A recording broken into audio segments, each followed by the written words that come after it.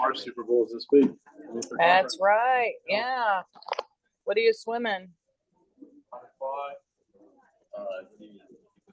Two fly, one back double. And then, Wait a minute. I'm gonna swim both on the same day. Most people normally just swim one a day. But you're extraordinary, so I believe in you. We're all waiting for the site sheet to come out. Let's see if they're everybody gets all riled up.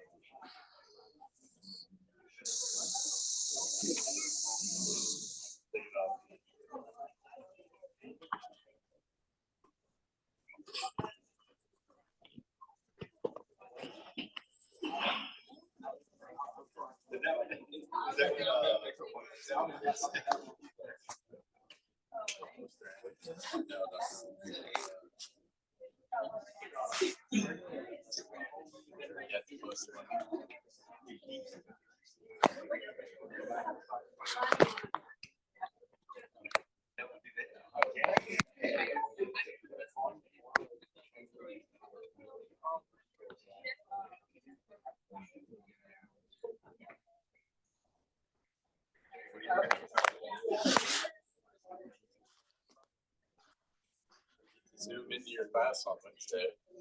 Are you gonna Zoom? Okay. Well, I'll make a breakout for who's in your. Is it Braden and Grayson? I can't promise that yet. All right. Well, I'll make a breakout room for you guys just in case, so that because we'll be. Well, no, we'll probably not be doing workshops to be honest, but. Try to attend when I can. Right. But it's probably hard I'm to. probably not going to be in the right ones. Right.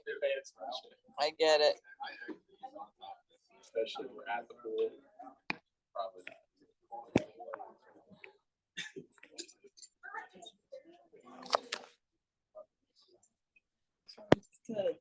Hey, how's it going?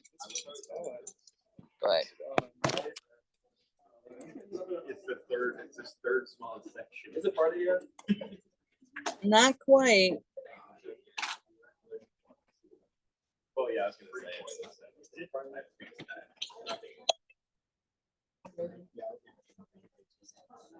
No, you didn't, bro. No, you didn't.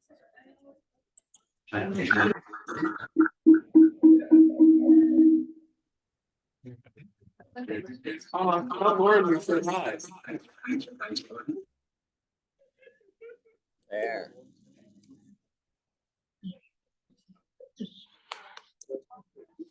All right. Can you hear me? Can everybody hear me? Can you hear me, Lauren? Just give me a thumbs up.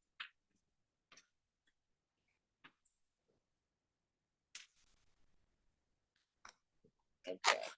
All right, good. Awesome. All right. How was our weekend?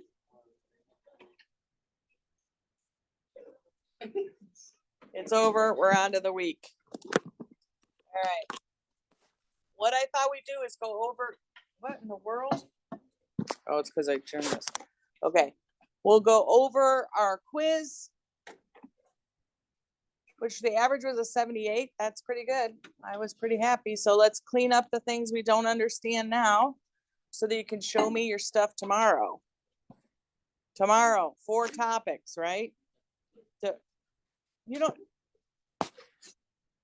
Dosage regimen design, pharmacodynamics, bioavailability and bioequivalence, and volumes and distribution, right? Yes? You agree that's what's on the test tomorrow? Awesome. All right. And we're gonna have, I'm gonna follow Dr. Rao after the relearning session from your first midterm in 380. And we'll have a review session that's just basically open for whomever wants to ask whatever. I'm not bringing anything planned or anything. But if you have questions, I'm happy to answer them. I did the same thing with the distance folks yesterday at 2, and I'm gonna post that video for you guys so you can see what they asked. And then I'm gonna video yours and post that for them so you both have access to the questions that everybody asked. Does that make sense? So let's go. Volumes and protein. Your patient, I need my calculator. Your patient weighs 120 kilograms and is taking drug A, which is 18% bound in the plasma and 68% bound in the tissues. So what's the volume of distribution in liters at steady state? Okay, so we have to use our equation. VSS is equal to VP plus VT, fraction unbound in plasma over fraction unbound in tissue, right? And how do we figure out VP? Well, you're given that VP is equal to 0.04 liters per kilogram. You don't have to memorize that. I'll give that to you, okay? And VT is equal to 0.56 liters per kilogram, right? So since our patient is 120 kilograms, we can figure out VP and VT is going to be 0.04 liters per kilogram times 120 kilograms. So the kilograms will cancel and we'll have liters, which is what we want. And the same thing for our tissue. So somebody gonna calculate that for me? I'll go get my calculator. Why is that so little? Oh, it's because I keep doing that. Sorry. It's just, there's probably a way to lock this, right?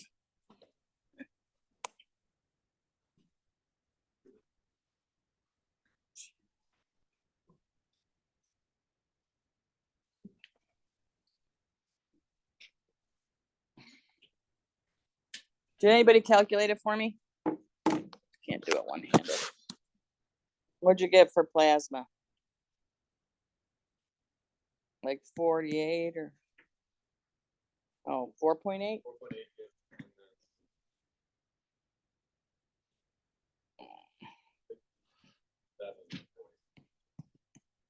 All right, good. So we're gonna put those in for these, right? 4.8 liters plus 67.2 liters. And then our fraction unbound. Okay, so it's 18% bound in the plasma. So what's the fraction unbound in plasma?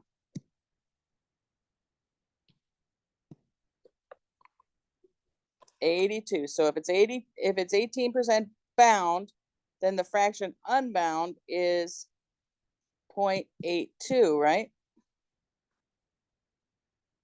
Everybody understand that? And if it's 68% bound in the tissue, it's going to be 32, is that right? 0.32. And right away, where is it more highly bound? In the tissues or the plasma? The tissues, which is the larger compartment. So do we expect this to be a relatively large volume of distribution or relatively small volume of distribution?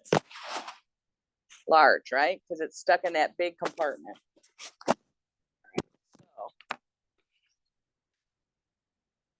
And it's all about that relationship between the fraction bound in the plasma and the fraction bound in the tissue.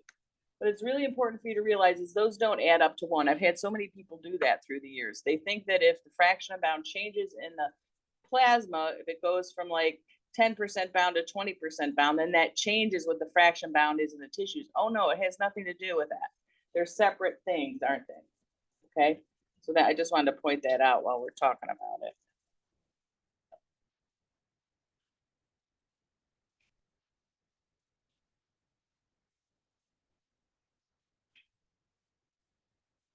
Oops.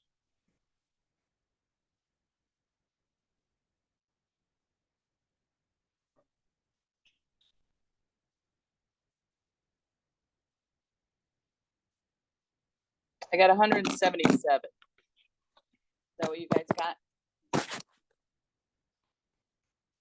So make sure you can do something like this. Make sure you pay attention to what the fraction is. Is it fraction bound or fraction unbound? It's easy to get turned around on that, and you don't want to, because you might get the wrong thing. All right, your patient's getting 1,000 milligrams Q12 of Dotry. This drug is highly bound to both plasma and tissue proteins. It's 95% bound to plasma proteins and 90% bound to tissue. Why is that important? Well, we know once things are highly bound, you have to pay attention when there's binding changes, right? It's the highly bound drugs that we're most concerned about when there's changes, right? Because it's only a small free fraction, and that's the active drug. So if that changes even slightly, it makes a big magnitude change in the active drug, right? Y'all understand that idea? So once we know it's highly bound, we're paying attention, aren't we? What would you expect if it were displaced from its tissue protein binding sites? Well, I only asked you to answer this last one, but let's talk through this. What's gonna happen if we have an increase in fraction unbound in tissue because it's been displaced from its tissue protein binding sites? Well, we can talk through that. If it's displaced, now it's free, so it can move back into the smaller plasma compartment, right? If it's stuck, protein bound in the tissues, it's stuck there. It can't move. Stuck in a big compartment. But if it's unbound now, it can move into the smaller plasma compartment. So we know our volume will decrease. But let me show you that with the equation too. If this denominator increases, our volume decreases, doesn't it? So our volume is going to decrease. What dosing regimen changes would be warranted? Well, right now, his dose rate is 1,000 milligrams per day, and the dose interval is 24 hours, right? And what's happened? The volume of distribution is decreased. That's all we know that's happened. We're assuming that's the only thing that's happened, okay? So if there's a decrease in volume of distribution, how is that going to change? If we want to look at dose rate, what are we going to look at to see if we want to change our dose rate? CSS average. Has CSS average changed? No. Why? Because CSS average is determined by bioavailability, dose rate, and clearance. Volume is not one of those terms, is it? So we're going to have no change in dose rate. It's going to stay at 1,000 milligrams a day. What about our tau? If our volume distribution decreases, what happens to our K? It gets faster, doesn't it? It increases. What happens to our half-life? It gets shorter. And remember, our tau follows our half-life. So what are we going to want to do? Decrease our tau, right? So instead of every 24 hours, we're going to give it every 12 hours.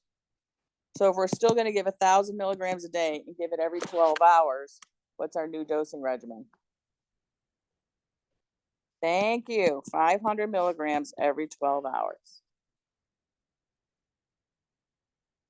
Is everybody good with this?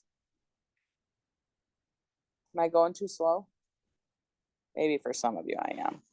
Assuming that everything else remains constant, a change in fraction unbound will always change the half-life of a drug. Well, half-life is equal to 0.693 volume over clearance. So volume and clearance matter. And what changes volume? Changes in binding. So if we look at our binding or our volume of distribution, a change in fraction unbound will change VSS. And therefore, yes, half-life will change, won't it? What if I asked you if it will always affect K? Will it? Yeah.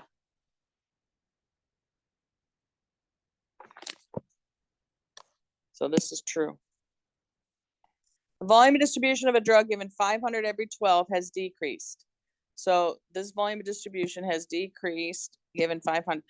Okay, what do you do to ensure there's no, okay, so this is just a dosing regimen change. So again, we're getting 1,000 milligrams per day, just like that last question, right? But this time our tau is 12 hours, isn't it?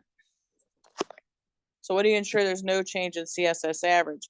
Well, CSS average, if there's been a decrease in volume distribution, we already know, we just talked about it, the dose rate will remain the same, right? Is everybody good with that? Am I going too fast? And our dose interval is going to need to, our volume distribution goes down, right? What happens? It gets, our volume gets smaller, our K is gonna increase, our half-life is gonna get shorter. We're gonna wanna decrease our dose interval. So we're gonna go from 12 hours to 6 hours. So our new dosing regimen will be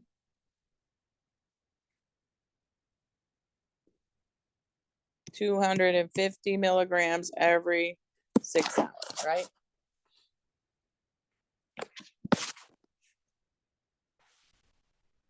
All right, here we have Magnectic, an albumin substrate with a KD of 14.3, and is given by IV bolus 1,000 milligrams Q12 to your patient when another drug is added that's also bound to albumin with a KD of 1.7. So right away, which one is going to be preferred? Which one's going to win the protein? That new drug, right? And so our drug, what's going to happen is we're going to see an increase in the fraction unbounded plasma, aren't we? It's going to be displaced. So here's a graph that depicts the concentration time curve before and after the addition of the second drug. So the original time curve, as we can see, has a larger peak to trough ratio, right? And is going to have a faster K and a smaller half-life than the other, isn't it? We can see that from the picture. Can you all see that? Right? So after the displacement though, what's going to happen? Well, that fraction unbounded plasma, what is that going to do to your volume? It's going to increase it, isn't it? Because we know our equation is like this, right? So I'm getting shorter and kind of paraphrasing that equation, but if our fraction unbounded plasma goes up, again, the drug that was in that small compartment of the plasma is now free to then go into the tissues, isn't it? When it wasn't before. So it's going to be able to move about the country in a bigger volume. Therefore, the volume of distribution goes up and your half-life goes up, your K goes down, right? Your peak to trough ratio gets smaller. And we can see that, can't we, here? So what is this? This is caused by an increase in volume. You were given drop downs on this, so I don't have it in the question, but you didn't have to guess what in the world is she talking about here, but that's caused by an increase in the volume distribution. The addition of the second drug will do what to the CSS average? Not change, right? And the addition of the second drug will do what to the peak to trough ratio? Well, we can see it in this picture, can't we? It's going to decrease the peak to trough ratio. So that picture should help you a little bit in this case. You don't need it to answer it though, do you? Morgan doesn't. I don't know about the rest of you, but Morgan, she's got it. Awesome. Good. Questions about this one? Drug time. I use that little drug-o-matic thing that gives you drug names, which is kind of fun, but I can't pronounce them. Is a weak base in an acidic environment. If it's small enough, lipophilic, nonpolar, has a concentration gradient, you anticipate it will cross a membrane. Okay, so a weak base is puts unionized over ionized form, right? So in an acidic environment, it's going to favor the ionized form. So do you anticipate it will cross? No, because it's gonna favor that ionized form. Did I do that right? Everybody agree? Does everybody understand this? I think I do ask you a question on this in the final, or on the exam tomorrow. I'm still working on it, but I will probably ask you a question like this, so make sure you know it. Drugs more highly bound in the tissues than the plasma, more highly bound in the tissues, more highly bound in that bigger compartment will have a larger VSS. True or false? True. That's right. I heard somebody whisper it. Good. Yeah, because it's more highly bound, and we can do it with the equation too, right? VP plus VT, fraction unbound in plasma over fraction unbound in tissue. If it's more highly bound, the fraction unbound is going to be lower, isn't it? Forcing a larger VSS. So you should have been able to either think this through or use the equation if you wanted to, okay?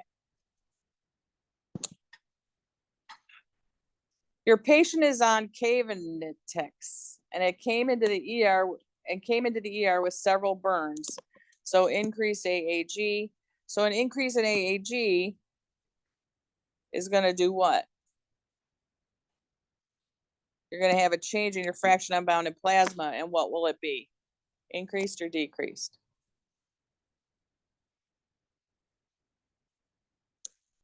Everybody says decrease, right? If it's more highly bound, it's going to be more highly bound because there's more availability of this binding protein. So your fraction unbound in plasma will decrease, won't it?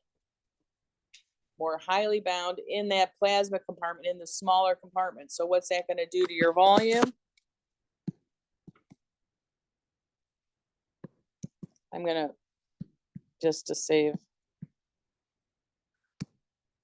time a bit. If your fraction unbound in plasma decreases, your volume is going to decrease, isn't it? So we talked through it, and you can use the equation. So how will this affect bioavailability and volume? Well, bioavailability will be no change, right? What's bioavailability determined by? FA, FG, FH. Does the plasma protein binding affect any of those? Not that you know of yet. So, whoa. I guess that makes sure you're awake. And volume of distribution, we already said, will decrease, right?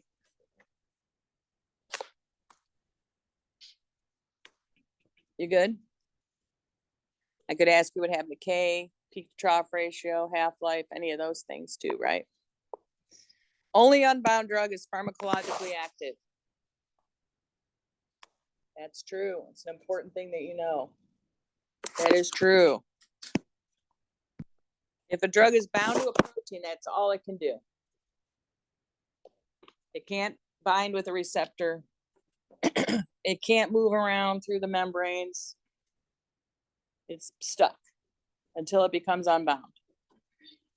And remember, binding is a reversible situation. So it will eventually become unbound, but until it is, it's stuck and can't interact with the pharmacologic receptors. Please match these terms and meanings from the Michaelis-Menten variables to those used in plasma protein binding equation below. Okay, so here's your plasma protein binding equation. So your choices are N-tote and KD, okay? So what corresponds to the Vmax in your Michaelis-Menten equation? And total, right? Number of binding sites, right?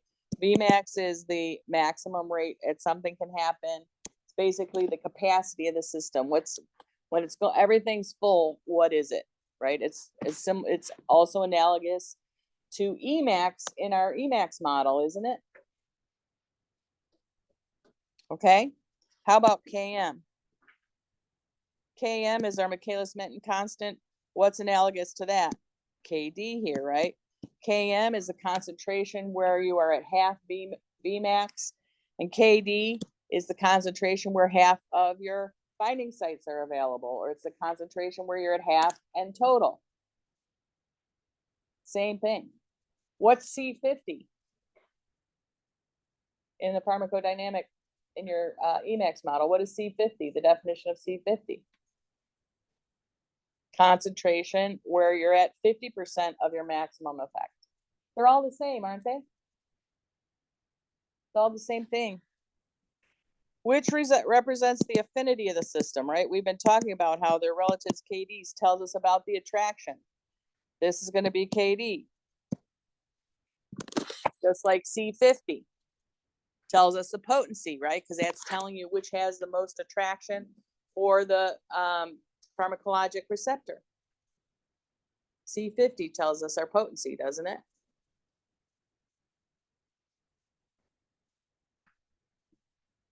Km is the concentration where half of, is where you're at half of Vmax. That's the lesser the concentration you have to get there, the higher the affinity, right? How about which is the capacity? Well, it's N total, isn't it?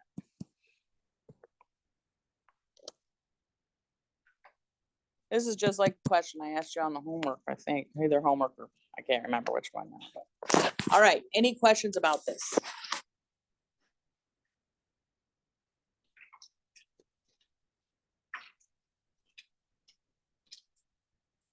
All right. Okay. We can now change gears and we're going to talk about our final area. So we've talked about dosing regimen design, talked about dose rate, dose interval. Dose rate is the way we determine if we want to make a change in our dose rate is we look at CSS average, don't we? What determines CSS average? Bioavailable dose rate divided by clearance. We've already talked about bioavailability.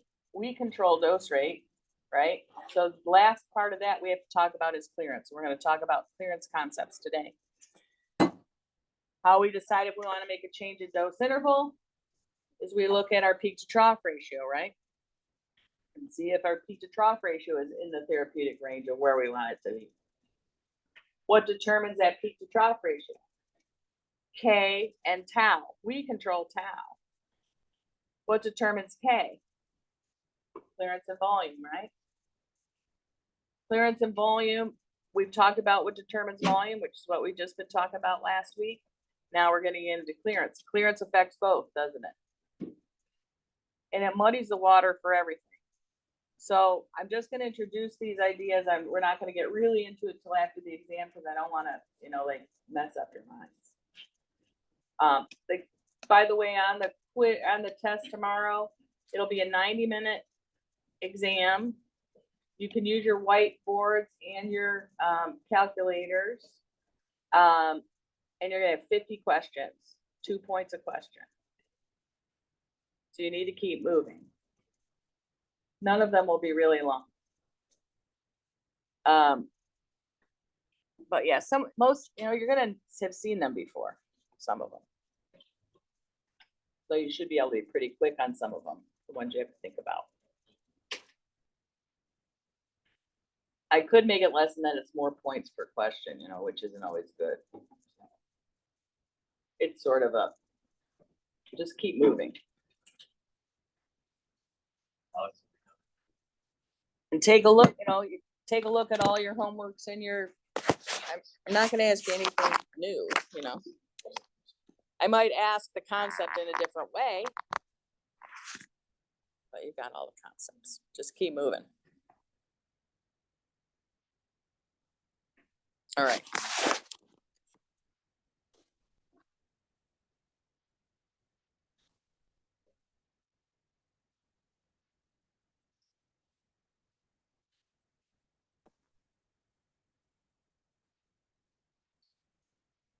All right, first I'm going to just go over clearance, and that's all we'll have time for today, is just to introduce the ideas of clearance. Okay.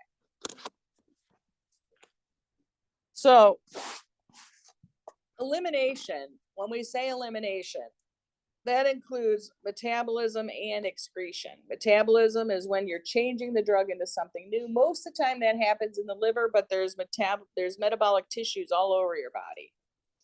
There's some metabolic tissues in your kidney. There's metabolic tissues around, but mostly we're going to think about that being in the liver. And there's two different types of metabolism, phase 1 and phase 2. This isn't new to you, is it? Have you had all this? No one will admit it, but I don't expect you to know too much about it, but you probably need to know more about it in 380. But phase 1 is a simple, like, reduction, oxidation, simple, like putting on an OH group or hydrogen group, or a small change. But this is how many drugs are metabolized using the phase 1 type. P450 is all phase 1 type metabolism. Phase 2 is a little more, a bigger change. It's where you conjugate it, or you add a big functional group on there to change the parent drug into something new. Many times drugs are undergo both phase 1 and phase 2, so you can pay attention to that too. Excretion is final removal of the drug, usually in the urine, right? Most drugs, God bless you, we consider them gone when they're metabolized, but many drugs will be metabolized in the liver, and then they still have to get out of the body. It's not like the drug then flies out from your liver, right? It has to then still, that compound has to still get out of the body, so it eventually gets to the liver. And the thing is as we've talked about with absorption, the drug has to be relatively non-polar or lipophilic to get absorbed, doesn't it, if we're taking it orally? And then what does it have to be when it gets to the kidneys? Is urine aqueous or lipophilic or fatty? It's obviously water, right? It's mostly water. So the compound has to be pretty polar to get removed in the kidneys. So that's a bit of a quagmire, isn't it? So often, what you're thinking of, fatty urine sounds kind of gross, doesn't it? But anyway,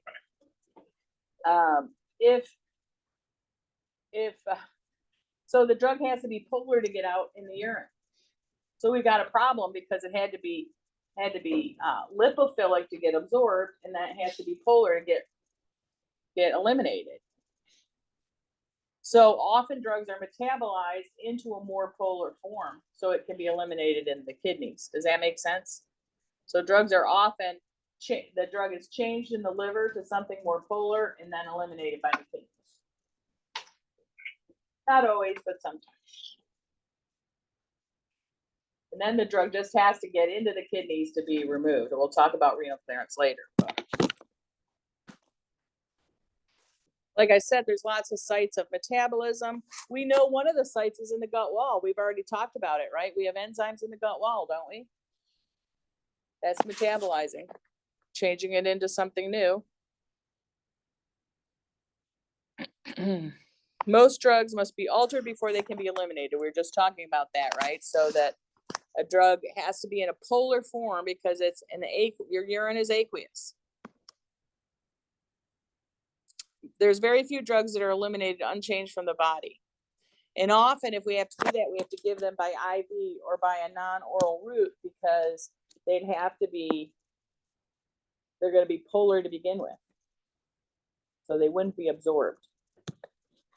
So things like some antibiotics that we give IV, only give IV, they're eliminated without being changed because they're polar to begin with. So we know the kidneys are the biggest site of excretion. We can also breathe out drugs, can't we? We can get some drugs removed from our lungs, and some things are sweated out in the skin. But mostly we're talking about the kidneys, aren't we? So why do we care about clearance? what is clearance? Clearance to me, when I first was learning about clearance, was a hard thing for me to get my head around. Because it's not elimination, is it? Our elimination rate constant is determined by clearance and volume. Not just clearance. Elimination is not the same as clearance, is it? Clearance is an efficiency. So the way it's defined is it's the amount of blood, the rate, the amount of blood that can have all the drug removed from it per time. The amount of blood that can have all the drug removed from it per time. So what are the units going to be? Are the units amount per time? Did I say the amount of drug that's removed? What did I say? The amount of blood, so it's a volume. The volume of blood that can have all the drug removed from it per time. It's a volume per time.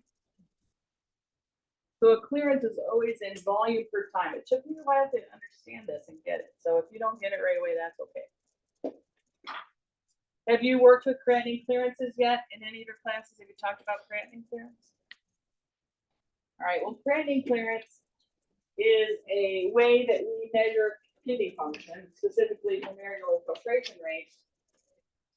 And it's in mils per minute. Usually we talk about it in mils per minute. So that's a clearance, right? Volume per time. If you're ever working with clearance and your units aren't in volume per time, you've done something wrong.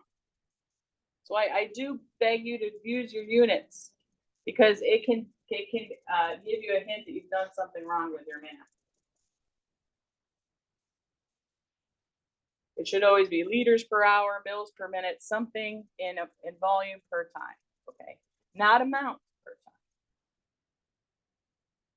All right, that might surprise you. It did me. When I thought of clearance, I thought it was amount per time. No, it's how efficient it is. It's how much blood can we remove all the drug per time. Not an amount, but a volume. Okay. And why is it important? We just talked about it, right?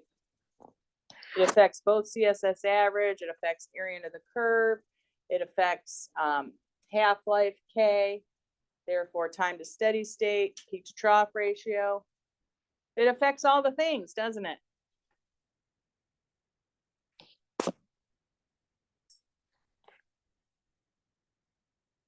All right. So we've talked all along about, so we keep digging deeper and deeper. What determines clearance? We haven't talked about that yet. So we want to know what determines clearance. We know clearance determines all those, is a determinant of all those things we just listed. But what determines clearance? This is the same as dose rate. I write this as dose rate. A lot of books and stuff will have it this way, but I just think it makes it overly complex that way.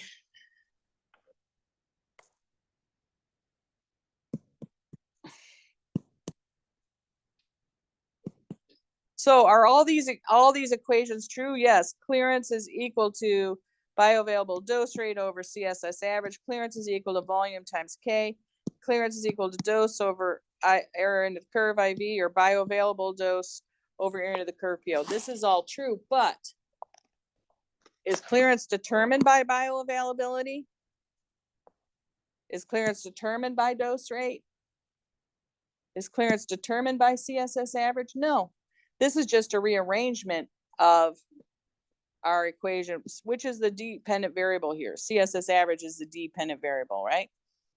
What's the dependent variable in this equation?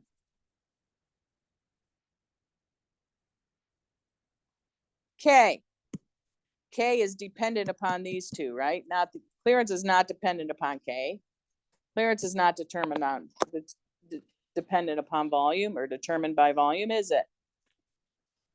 What's the dependent variable here?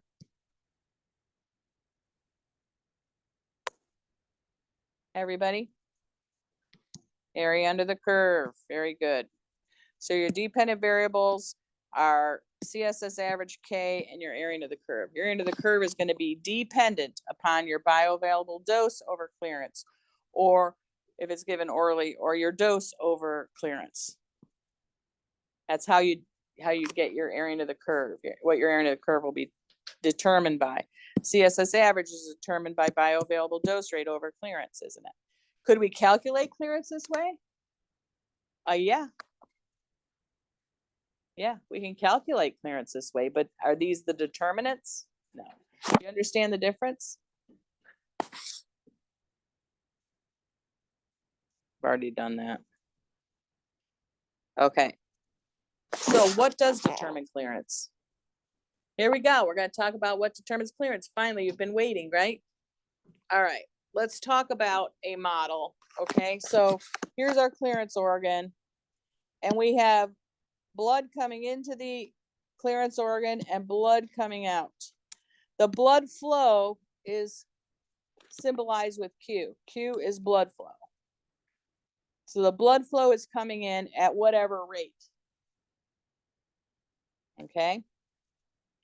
And CA symbolizes the concentration of your drug on the arterial side, right? Coming from the heart. And then this is your concentration on the venous side after it's gone through the organ. And so then here's your drug eliminated.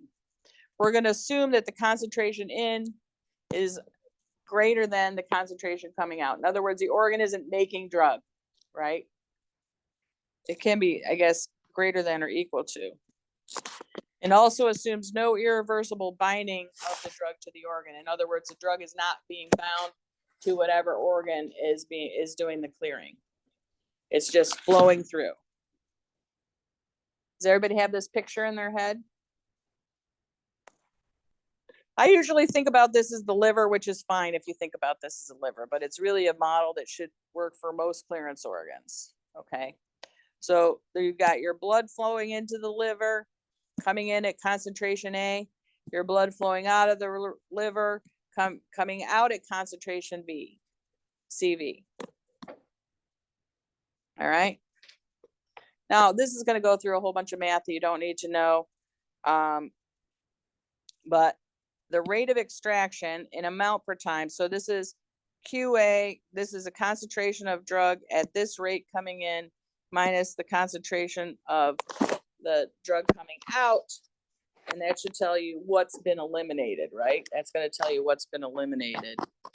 So Q times the quantity CA minus CV is not very useful because we don't know what it should be compared to. It's like you coming home, say, Mom, I got a 95 on my test without telling her it's out of 200, right? So you got to know what you're coming in with, right? So you want to know what did it start with? So this is called the extraction efficiency, which we're going to call big letter E from now on. So this is the rate of extraction, which we just calculated here, over the rate of input. So how much is extracted based when it's compared to how much actually was able to be extracted, right? So this is just like the denominator of your test and how many you got right. So this is going to be the rate of extraction compared to the rate at which drug is presented to the organ.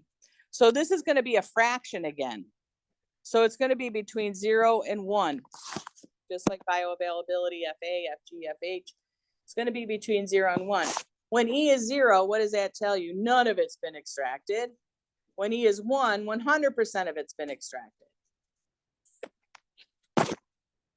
Okay. So E is equal to the concentration in the artery minus the concentration in the venous side divided by the concentration that was available in the artery. That makes sense, right? Does that make sense to everybody? So we're going to do a couple of examples here. What's the E of a drug by an organ when the concentration in is 100 and the concentration out is 100? That's right. That's a big 0, isn't it? Whoopsie. So here, you're gonna have an extraction efficiency of nada, nothing, because none of it's been removed, right? So you'd say CA is 100 minus CV, which is 100, all over 100.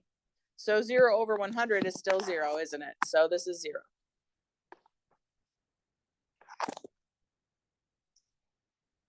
What's the E of a drug by an organ when the concentration in is 100 and the concentration out is 0? Well, here all of it's been eliminated. So what's our E here? Uno.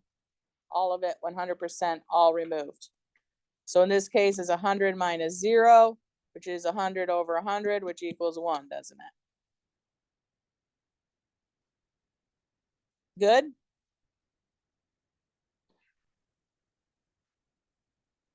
What's the E of a drug by an organ when the concentration arterial coming in is 100 and the venous is 25? What's the E going to be? 0.75. Yes, 0.75, because 75% of it was eliminated, right? And coming into the organ. So you all got an idea of how this works now, what E is, and the model. We still don't know what determines E, do we? But we want to think, and I'm going to skip this for now because I don't want you to get too freaked out about, well, I think you can handle it. Just don't worry about this tomorrow in your exam. So it's helpful to think of EH, or sometimes we say EH to remind you that it's the extraction efficiency of the liver if we're talking about the liver, okay? So you think of it ranging from 0 to 1, you can think of it a percentage. So what do you think the relationship between bioavailability and the liver EH would be for drugs which are only cleared by the liver? So if the drug is cleared by the liver, what do you think the E of the liver, how is that going to be related to bioavailability? Well, remember that bioavailability is determined by FA, FG, and FH. FA is a fraction absorbed, which makes it from the gut lumen into the gut wall. FG is what gets through the gut wall, and FH is what gets through the liver, right? So what do you think? Well, whatever is removed by the liver isn't going to make it through the liver, is it? So the efficiency that gets through the liver and FH, which is the fraction that makes it through the liver, is going to be 100%.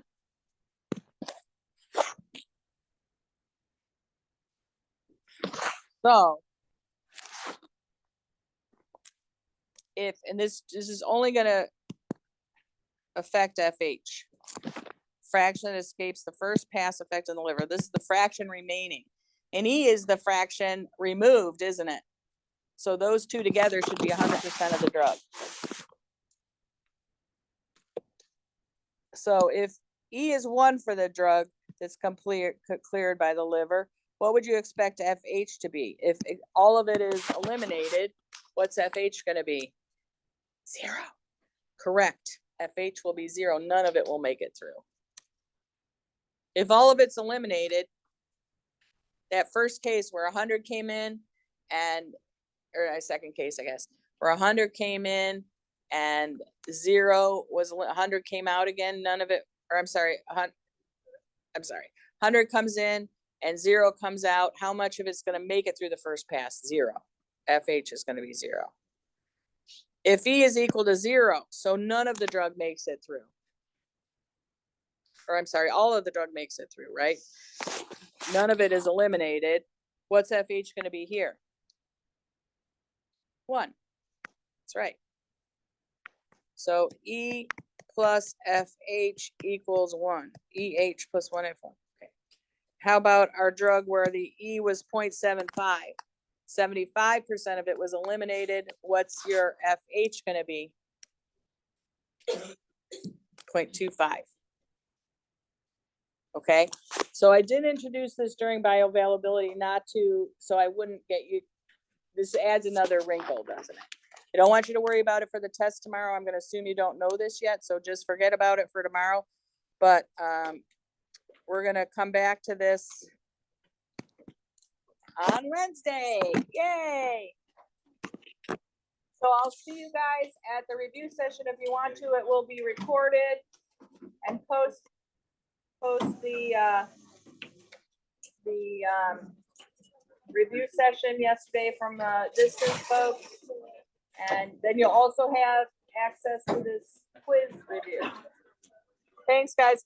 You should have, I put a new module in there that's got test prep on there. And there's the equations you're gonna be given. And there's a bunch of practice problems there too, if you want to try those, okay? For more practice. Thanks, guys.